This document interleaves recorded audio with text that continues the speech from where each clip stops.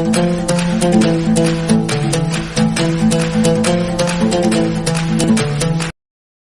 सभी वीडियो देखने के लिए YouTube पर टाइप करें पुलिस पाठशाला, जाएं मेरे चैनल पर और उसके बाद टैप करें प्लेलिस्ट में। यहाँ पर आप मेरे सभी वीडियो देख सकते हैं जिसमें travelling, current affairs, exam preparation और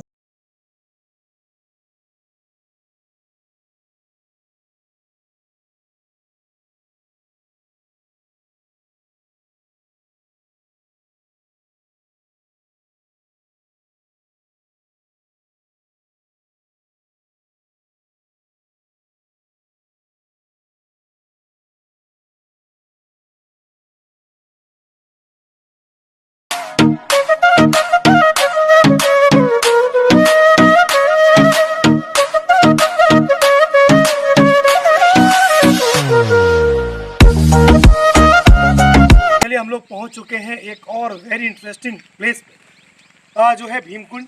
और भीमकुंड है वो ऐतिहासिक दृष्टि से और धार्मिक दृष्टि, दोनों दृष्टियों से महत्वपूर्ण है और प्राकृतिक दृष्टि से भी ये महत्वपूर्ण है, क्योंकि अगर देखा जाए तो ये क्षेत्र है जो चारों तरफ से एक हरे भरे जंगलों से घिरा हुआ है। ये मल्हेरा से लगभग 20 किलोमीटर और छतरपुर से ये 75 किलोमीटर की दूरी पर है। आप देख रहे होंगे मेरे बाईं ओर, ये आप जो ऊपर मंदिर देख रहे हैं, ये भीमकुंड के जो मंदिर है उसका ही भाग है। और इसमें ही अंदर तरफ एक कुंड है, इसमें ही अंदर तरफ एक कुंड है और उस कुंड में पानी भरा रहता है। चलिए हम चलते हैं उस कुंड की तरफ और उसी में जानते हैं कि उससे जुड़ी हुई कहानी और उससे जुड़ी हुई कथा। पहुंच चुके हैं भीमकुंड की लगभग तलहटी में और ये जो बाएं तरफ से एक रास्ता गई है, इस तरफ से हम लोग अंदर जाएंगे और अंदर जाने पे वही कुंड है। और कुंड के ऊपर जो आप सामने देख रहे होंगे, इस तरफ एक पहाड़ पे एक मंदिर है, वो भी भीमकुंड का ही भाग है। तो चलिए चलते हैं मंदिर के अंदर। हम लोग भीमकुंड के प्रवेश द्वार पर पहुंच गए हैं और प्रवेश द्वार पर एक संस्कृत विद्यालय है जहां पर छात्रों को संस्कृत की और बाकी हिंदू दर्शन की शिक्षा दी जाती है। हमारे साथ अमित कटोरिया जी हैं और जो यहाँ के व्यवस्थापक हैं, तो उनसे हम लोग जानेंगे विद्यालय के बारे में। तो आप थोड़ा सा विद्यालय के बारे में बताएं। जी सर, हमारे यहाँ पे प्रथमा से उत्तर मध्यमा तक शिक्षा दी जाती है। बच्चों को आवास, रहना, खाना पीना, ये सब आश्रम की ट्रस्ट की तरफ से व्यवस्थाएं दी जाती हैं। और बच्चे लकड़ी भी अपने हाथ से लाते हैं और यहाँ की झाड़ू भी लगाते हैं, पेड़ पौधे, गौ सेवा भी करते हैं। एक गुरुकुल पद्धति के आधार पे हमारे यहाँ पे संस्कृत विद्यालय चलता है और सहयोग भी जैसे बाहर से शिष्यगण वगैरह जो भी कर देते हैं, उसी के द्वारा इन्हों की व्यवस्थाएं बनाई जाती हैं। तो यहाँ प्रवेश किसी विशेष समाज के बच्चों के लिए कि सबके लिए? नहीं, प्रवेश यहाँ पे कोई भेदभाव नहीं है। किसी भी जाति का या कोई भी बालक यहाँ पे रह करके अध्ययन कर सकता है। किस कक्षा से किस कक्षा तक? ये सर प्रथमा से उत्तर मध्यमा यानी 8वीं से 12वीं तक। अच्छा जी। तो कहाँ से छात्र आते हैं यहाँ पे?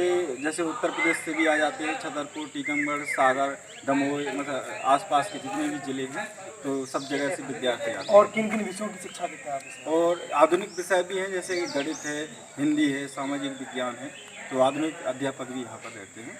और इसके अलावा संस्कृत भी पढ़ाई जाती है और कुछ कर्मकांड भी सिखाया जाता है, जिससे किसी की नौकरी वगैरह नहीं लगे तो अपना जीवन यापन चला सके।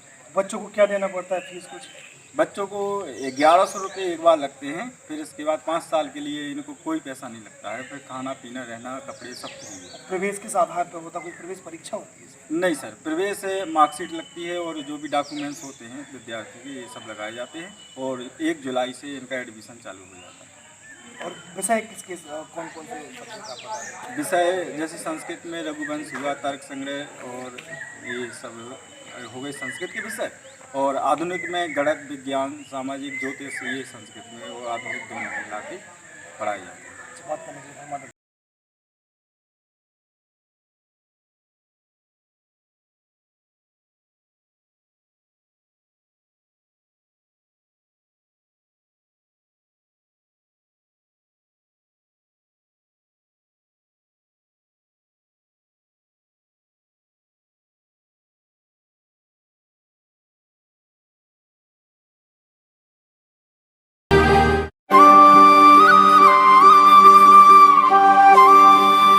भीमकुंड के प्रवेश द्वार पर आप देख रहे होंगे, ये नीचे ये भीमकुंड का प्रवेश द्वार है। हम लोग लगभग वहाँ से आए हैं और अमित जी से हम लोग इस स्थान की ऐतिहासिक महत्व, ऐतिहासिक कथा के बारे में जानेंगे। अमित जी बताएं। भीमकुंड की कथा ये है कि पद्म पुराण में इसका वर्णन दिया गया है कि अज्ञातवास में जब पांडव लोगों को वनवास हुआ था तो द्रौपदी को प्यास लगी हुई थी और फिर नकुल ने पानी बताया था और भीम ने ऊपर से गदा मार के पानी निकाला था। फिर रास्ता बनाने के लिए जाना था तो अर्जुन ने यहाँ से तीर चला के रास्ता बनाया। इसके बाद उन लोगों ने पानी पिया और यहाँ से फिर सीधे पांडव फाल चले गए। और इसकी विशेषता ये भी है कि डिस्कवरी वाले भी 2003 में आ चुके हैं, तो उन लोगों ने बताया कि इसके नीचे 250 फीट नीचे नदी बहती है और 2-2 ढाई क्विंटल की मछली भी पाई गई है। और नदी इतनी तेज़ बहती है कि बहाव बहुत तेज़ है और समुद्र से भी इसका कांटेक्ट है, क्योंकि कहीं भी कोई भारत में सुनामी लहरें आती हैं तो इस पानी में हलचल होने लगती है और 20-25 फीट ऊपर नीचे होने लगता है, इसलिए भीमकुंड कहते हैं। जी, अमित जी ने बताया पॉइंट ऑफ फॉल के बारे में। तो ये बिल्कुल पन्ना के पास में ही है, जो केन नदी है। केन नदी एक फॉल बनाती है, वहाँ कुछ गुफाएं हैं जहाँ पांडवों ने अज्ञातवास पूरा किया। तो चलिए चलते हैं इसकी ओर। आप ये ऊपर रास्ता देख रहे होंगे, यहाँ से भीम ने कहा जाता कि गदा मारा था और ऊपर से पूरा बहुत ही गहरा छेद हो गया और यहाँ से जाने का रास्ता बनाया था। तो हम लोग चलते हैं रास्ते की ओर।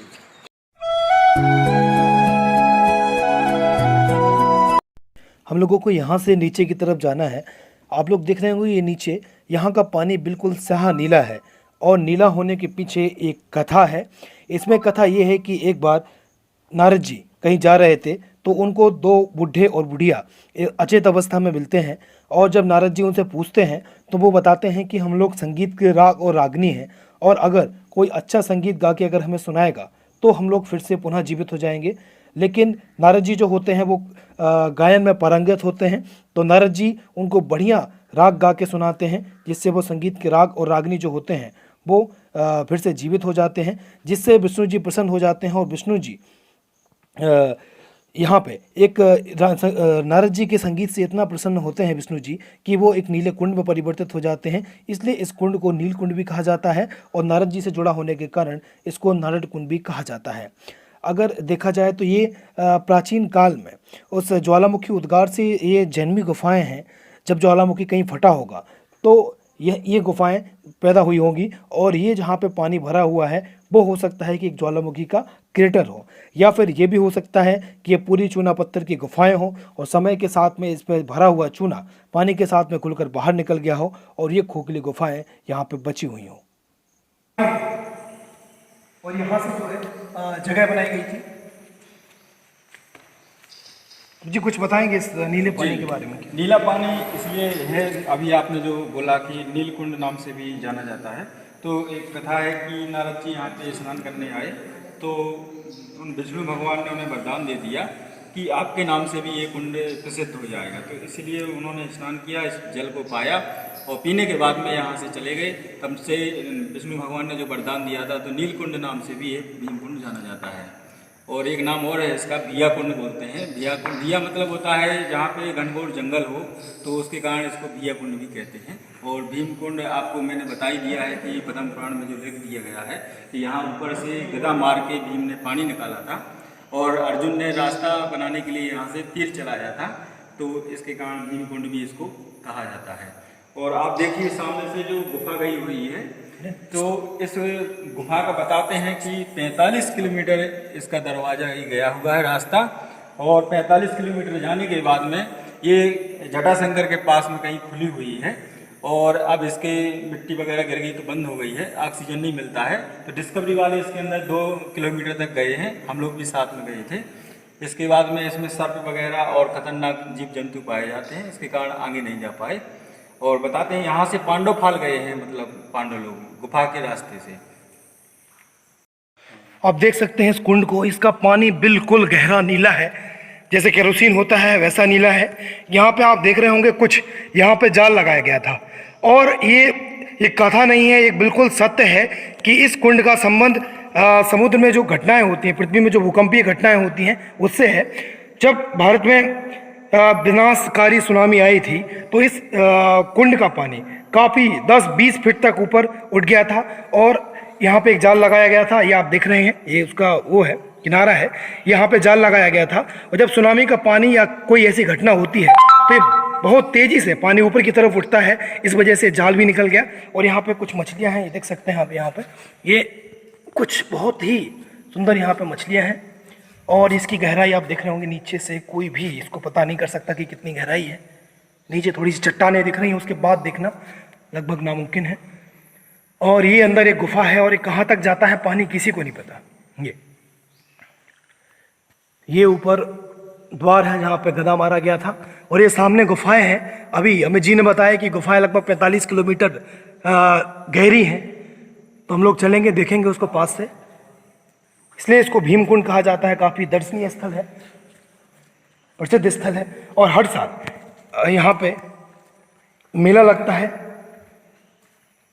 इसको और पास से दिखाने की कोशिश करते हैं। ये वो सामने आप देख रहे होंगे गुफा है, और वो कितनी गहरी है, पानी कहाँ जाता है इसका किसी को कोई पता नहीं, और इसकी गहराई का भी किसी को कोई पता नहीं है। ये मैं आपको इसके चारों तरफ का एक नज़ारा दे देता हूँ। ये देखिए, ये इसका ऊपर है जहाँ से गधा मारा गया था, और यहाँ पे ये गहरी गुफा है, और ये रहा भीमकुंड। और ये वो जगह है जहाँ से अभी हम लोग यहाँ से उतर के अभी यहाँ आए हैं, यहाँ पे। और यहाँ पे भी एक संत है जो रहते थे, यहाँ भी काफ़ी गुफाएं हैं यहाँ पे। और ये ऊपर भी बहुत सारी गुफाएं यहाँ पे बनाई गई हैं। तो ये भीमकुंड, यहाँ पे कुछ मंदिर भी बनाए गए हैं। चलिए देखते हैं, दर्शन करते हैं। ये शिवलिंग जी की, ये शंकर जी, और ये देखिए बहुत ही सुंदर गुफा। ऐसा लगता है जैसे किसी कलाकार ने इसको बहुत ही अच्छे से इसको काटा हो। ये देखिए,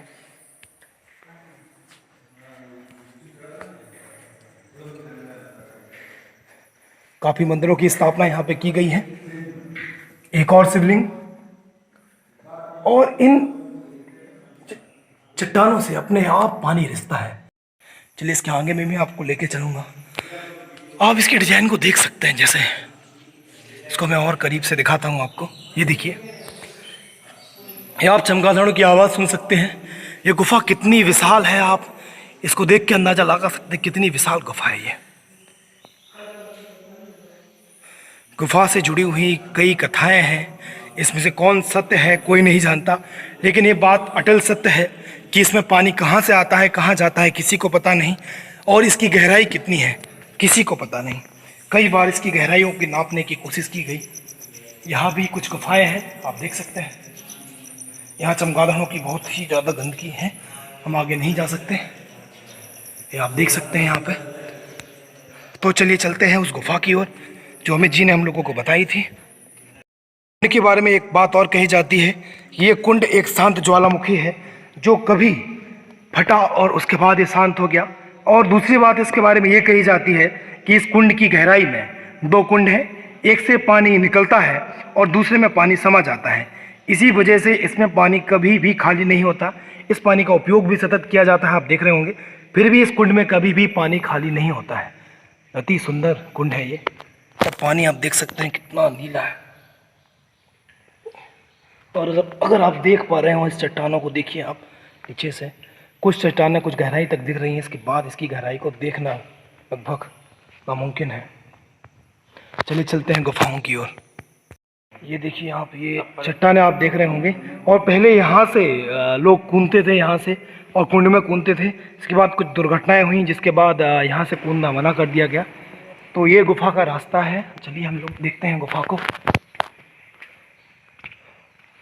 अभी बरसात का समय है, कुछ फिसलन है यहाँ पे। और ये बाजना के बिल्कुल पास में है, बाजना ग्राम के।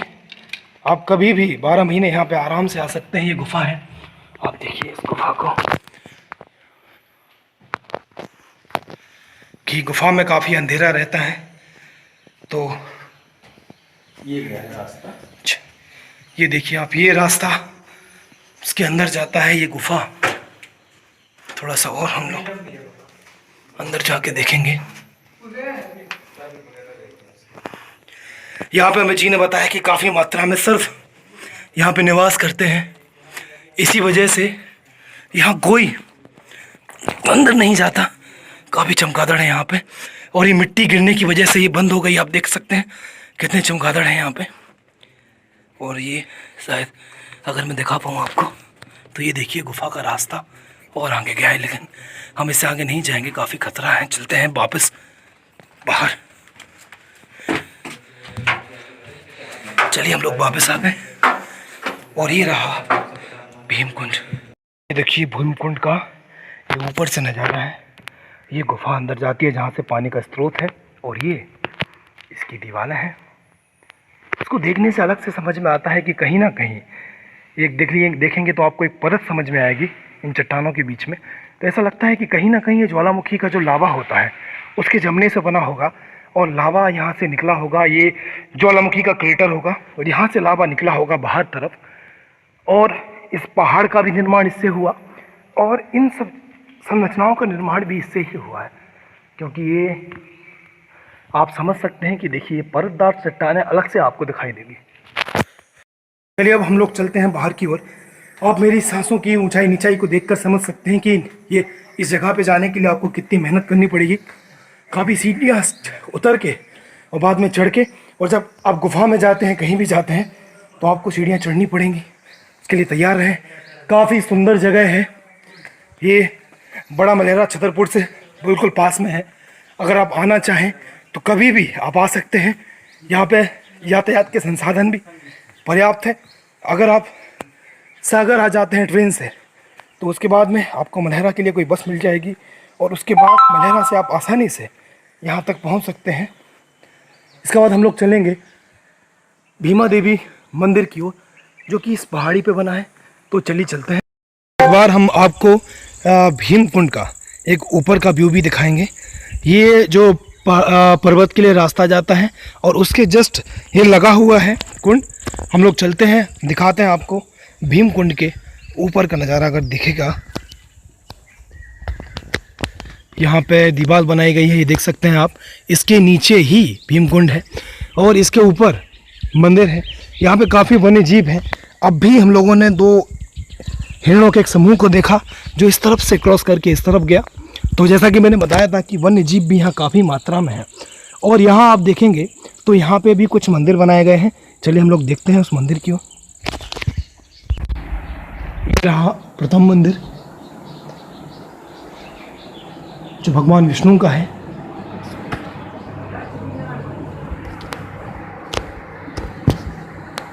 देखिए, अभी इसके साथ में एक और मंदिर लगा है।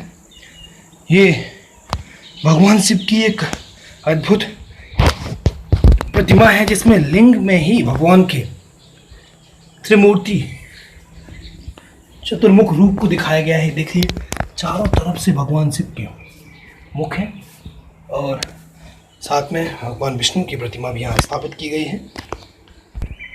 चलिए इसके बाद हम लोग चलते हैं पर्वत पे, और पर्वत पे जाने का रास्ता ये है। काफ़ी सीढ़ियाँ हैं यहाँ से चढ़ने के लिए, और वहाँ पे ऊपर लक्ष्मी नारायण मंदिर है। तो चलते हैं चोटी की ओर। काफ़ी चढ़ाई वाला रास्ता है ये पहुँचने के लिए। यहाँ पे आज प्रकृति प्रेमी हो तो आपके लिए यहाँ पे हर चीज़ है। यहाँ से अभी 2 हिरणों का एक झुंड यहाँ से निकल के गया इस रास्ते से। यहाँ पे नीलगाय, गोवा, ये सामान है यहाँ पे। आप आराम से इसको देख सकते हैं कहीं भी। हम लोग वैष्णवी भीमा देवी मंदिर के पास में पहुँच गए हैं, और ये काफ़ी ऊंचा शिखर है। यहाँ भी आपकी सांस है।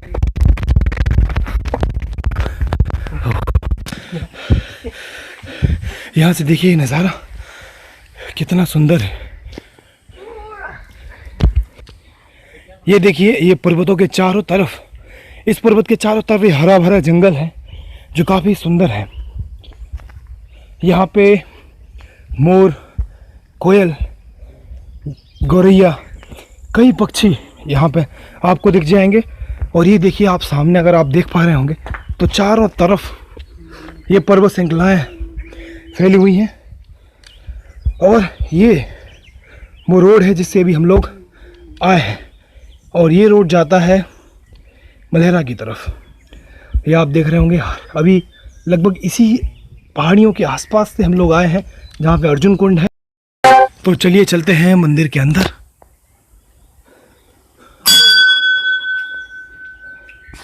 आप देख सकते हैं कि कई लोगों ने मन्नतों को मांगने के लिए यहाँ पे ये गांठ बांधी है। भला ये पॉलीथीन से बांधी गई हो, लेकिन यहाँ पे काफ़ी सारी गांठें बांधी गई हैं।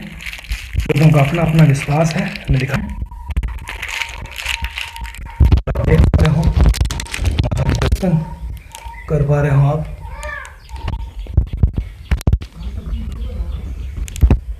ये रहा मंदिर माता का। और अब चलते हैं अपने सफ़र के अंत की ओर, नीचे तरफ।